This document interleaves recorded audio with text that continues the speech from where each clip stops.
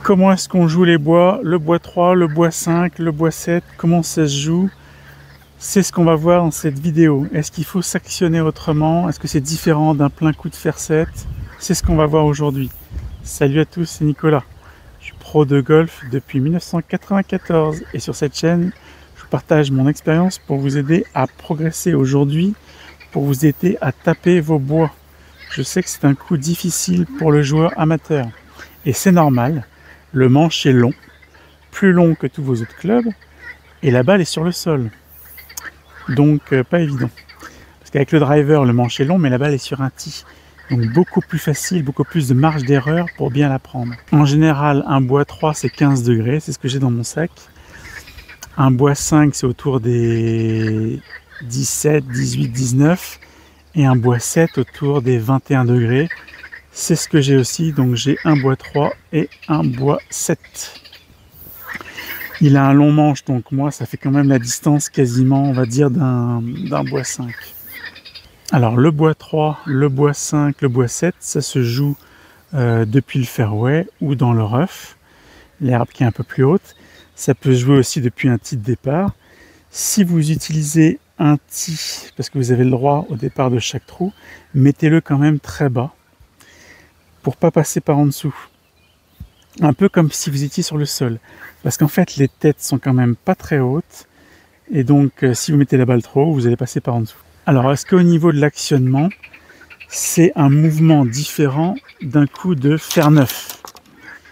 Eh ben non, je voulais vous montrer que le swing que je fais, c'est le même que j'utilise un fer neuf ou mon bois.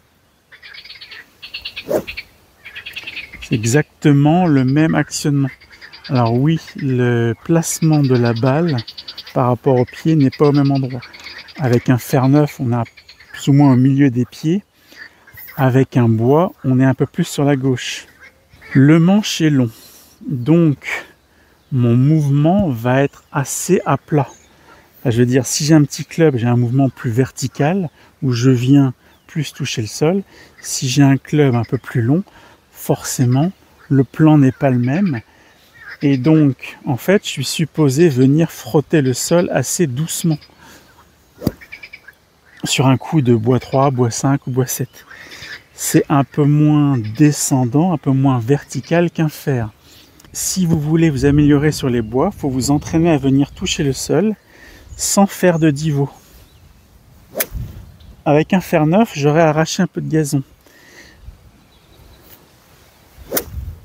Là, vous voyez, j'arrive à faire des mouvements où je viens à peine arracher un peu d'herbe. Il n'y a pas vraiment de divot. J'arrache un peu de gazon, je coupe quelques pâquerettes, mais rien de plus. Ça, c'est ce à quoi vous devez vous entraîner si vous voulez être bon avec ce club-là. Parce que forcément, si vous arrivez trop haut, vous allez taper sur la tranche, la balle va partir, basse, ce qu'on appelle un top. Et si vous arrivez trop bas, vous pouvez toucher le sol avant la balle, ça fait une gratte, la balle n'avance pas, c'est pas génial. Et en fait, c'est juste la longueur du manche qui fait qu'à swing égal, je développe plus de vitesse. Moi, j'essaie pas d'en mettre plus, j'essaie pas d'en rajouter, d'envoyer les mains ou quoi que ce soit. C'est vraiment le même actionnement, le manche est plus long, donc forcément, ça donne plus de vitesse. Vous n'avez pas besoin non plus d'essayer de soulever la balle, ni avec les mains, ni avec le corps. L'ouverture du club, c'est ça qui fait que la balle monte. Vous n'avez rien à faire dans votre mouvement. Ce qui serait bien au niveau des manches, c'est d'arriver à essayer d'avoir le même manche, ou au moins le même type de manche que driver, bois 3, bois 5, bois 7. Idéalement, tout est plus ou moins identique. Et comment on choisit alors si on joue un 3, un 5, un 7, un 9, quelle ouverture? Il faut il faut que toutes les distances soient couvertes par vos clubs. Il faut que vous regardiez quelle distance vous faites avec un fer 6, après avec un fer 5, peut-être avec un fer 4 si vous en avez, ou alors le fer 4 peut être remplacé par un hybride. Puis là commencent à arriver les bois. En fait, il faut que vous couvriez toutes les distances. Moi, j'ai un fer 5, fer 4, après j'ai un hybride qui remplace le fer 3, et j'ai ce fameux bois 7 de 21 degrés qui me remplace mon fer 2. Ah, il se trouve que j'ai aussi un fer 2 pour s'il y a du vent. C'est fer 2 ou bois 7. Il faut que je choisisse avant de partir au départ du 1. Ensuite, j'ai un bois 3 qui fait 15 degrés et mon driver. Donc en résumé, comment est-ce qu'on fait pour faire des bons coups avec les bois? C'est le même swing qu'avec les fers. C'est quand même une bonne nouvelle. Si vous n'y arrivez pas, on peut quand même voir 2-3 bases. L'idée quand même, ce qui est important, c'est d'avoir suffisamment de rotation pour pouvoir générer ensuite de la vitesse. Donc ça veut dire que j'ai besoin quand même d'amener mon buste sur ce mouvement que vous commencez à connaître si vous regardez mes vidéos. J'ai quand même besoin d'un minimum de rotation. Si vous êtes limité en mobilité par exemple, vous pouvez vous aider en tournant un peu les hanches et en soulevant aussi le pied gauche. Tac, là j'ai une bonne rotation. D'ici vous allez pouvoir dérouler votre swing. En résumé, le plus important de cette vidéo, c'est de bien comprendre que l'intention avec un bois, c'est la même qu'avec un fer. Oui, la balle est un peu plus à gauche, mais c'est le même mouvement. Et donc, ce qui est important, c'est que c'est la même intention. N'essayez pas d'aller loin. C'est le club qui va produire de la vitesse pour vous. N'essayez pas de soulever la balle, c'est la face qui va faire le job. C'est le club qui fait le job. Donc, gardez la même intention. D'ailleurs, si vous aimez la façon dont vous tapez votre wedge ou la façon dont vous tapez votre fer 7, utilisez ça. Utilisez ces sensations. Faites ce même swing, ce même actionnement que vous faites bien avec par exemple votre wedge, faites la même chose avec votre bois 5. Et vous verrez, ça se passera bien.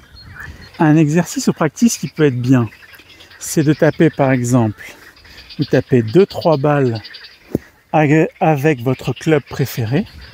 Là j'ai pris un fer 9, donc vous tapez 2-3 balles au fer 9, et tout de suite, sans attendre, vous prenez votre bois 5, et vous essayez vraiment d'être dans la même intention et de faire le même swing.